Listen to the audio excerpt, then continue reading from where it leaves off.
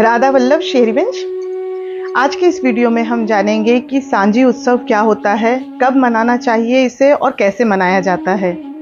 तो इसमें सर्वप्रथम जान लेते हैं कि जो उत्सव है वह भी उपासना का एक माध्यम होता है और हमारे राधा वल्लभ जी को तो वैसे भी उत्सव अति ही प्रिय है। इसीलिए इन्हीं उत्सवों के क्रम में एक सुंदर उत्सव और है जिसे हम सांझी उत्सव कहते हैं। अब जान लेते हैं कि यह सांझी उत्सव कैसे मनाया जाता है और कब मनाया जाता है। जो सांझी का उत्सव होता है वह पितृपक्ष के समय ही मनाया जाता है। 16 श्राद्धों का जो ये समय आता है उसी समय इस सांझी उत्सव को मनाया जाता है।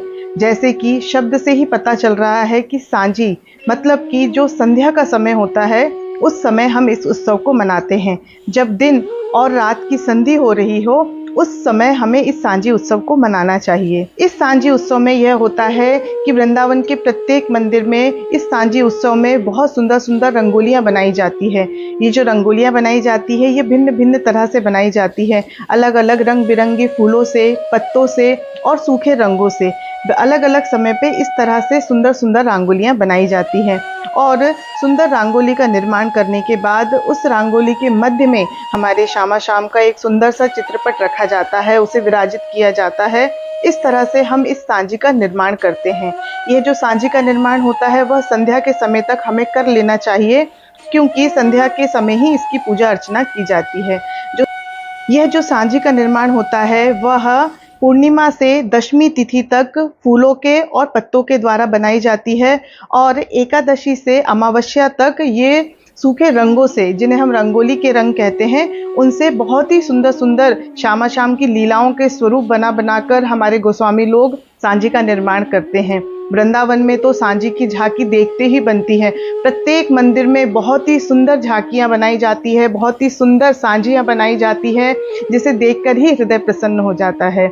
इस तरह से हमें संध्या काल तक सांझी बनाकर तैयार कर लेना है और उस सांझी, उस रंगोली के मध्य में हमारे श्यामा शाम की एक सुंदर सी फोटो को, चित्रपट को विराजित करना है।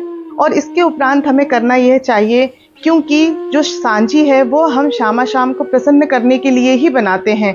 हमारे श्यामा शाम को बड़ा ही सुख मिलता है इस तरह से जो हम सांझी का निर्माण करते हैं और वे उसे देखने के लिए अवश्य हमारी सांझी में पधारते हैं।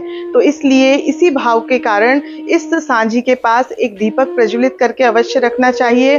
इस सांझी के नज़दीक में ही भोग अर्पण करना चाहिए, जल अर्पण करना चाहिए, ताकि जब हमारे श्यामा शाम हमारी सांझी में पधारे, हमारी सांझी को देखें और उन्हें भूख या प्यास का अनुभव हो तो उन्हें कुछ प्रसादी और जल उनके पास अवश्य ही रखना चाहिए, जिसे वो ग्रहण कर सके।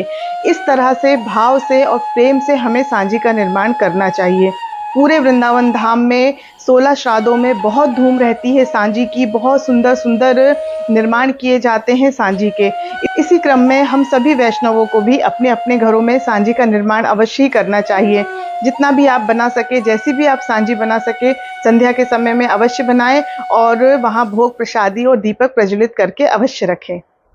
इसके उपरांत हमें श्यामा शाम को सुख पहुंचाने के लिए उनके जो लीला पद हैं उनका गायन भी अवश्य करना चाहिए, जिससे हमारे श्यामा शाम को अत्यंत ही सुख प्राप्त होता है और जिससे उनकी असीम कृपा प्रेम हम पर बरसता है और जिसके कारण हमारे हृदय में भी हमारे श्यामा शाम की अनन्य भक्ति, प्रेम और उत्साह बढ़ता है।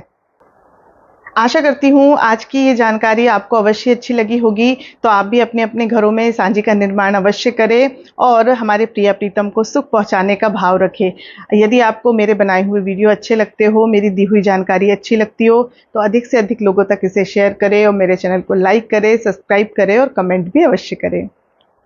जय जय श्री राधे।